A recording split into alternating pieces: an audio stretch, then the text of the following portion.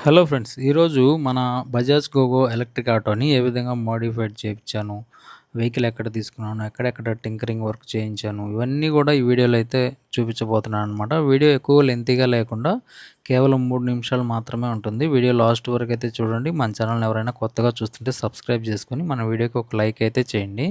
అయితే ఈ వెహికల్ వచ్చేసరికి నేను ఒంగోలు షోరూమ్ నుంచి అయితే తీసుకొచ్చాను. అయితే అద్దెంకిలో అయితే డెలివరీ అయిందనమాట మనకి.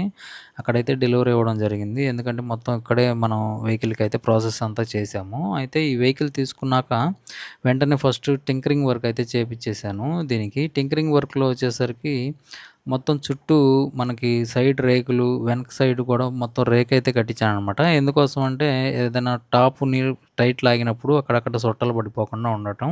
ఇంకొకటి రాడ్‌లన్నీ లోపలికైతే మార్పిచ్చేసాను. మార్పిచ్చి వెహికల్ మొత్తం ఇట్లా కంప్లీట్ అయిపోయిందనమాట.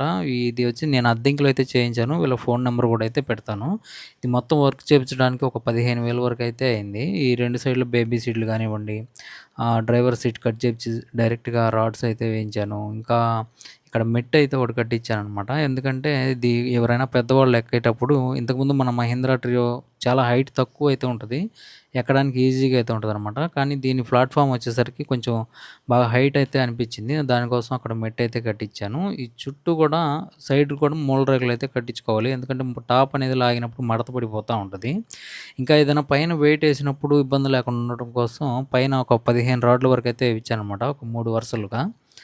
ఈ మొత్తం టింకరింగ్ వర్క్ అయిపోయిన తర్వాత పెయింట్ వర్క్ అయితే తీసుకొచ్చాను. అయితే మొత్తం వెహికల్ అయిపోయిన తర్వాత ఒంగోలు అయితే ఈ టాప్ సీట్లన్నీ కుట్టించడం అయితే జరిగింది.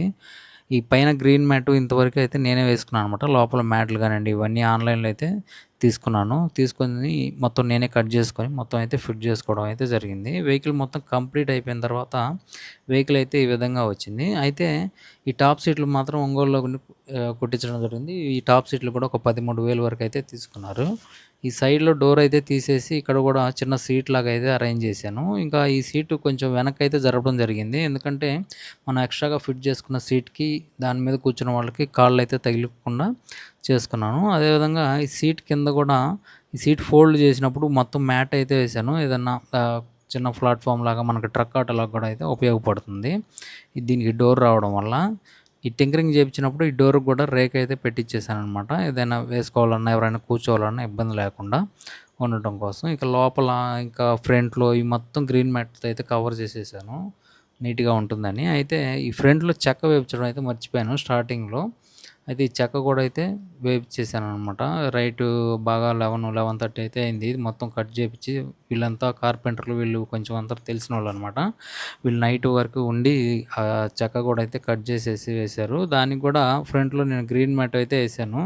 వేసి మొత్తం ఫిట్ చేసిన తర్వాత వెహికల్ వచ్చేసరికి మనకి ఈ విధంగా అయితే వచ్చింది. ఇంకా నెక్స్ట్ వీడియోలో ఈ వెహికల్ ఎంతవరకు తిరిగాను, ఎట్లా, ఎంత మైలేజ్ వస్తుంది, ఏంటి మొత్తం రివ్యూ అయితే ఇస్తాను. యాక్చువల్‌గా రేపు ఫస్ట్ సర్వీస్‌కైతే వెళ్ళాలి. వెళ్ళొచ్చిన తర్వాత దీని గురించి రివ్యూ అయితే చేద్దాము.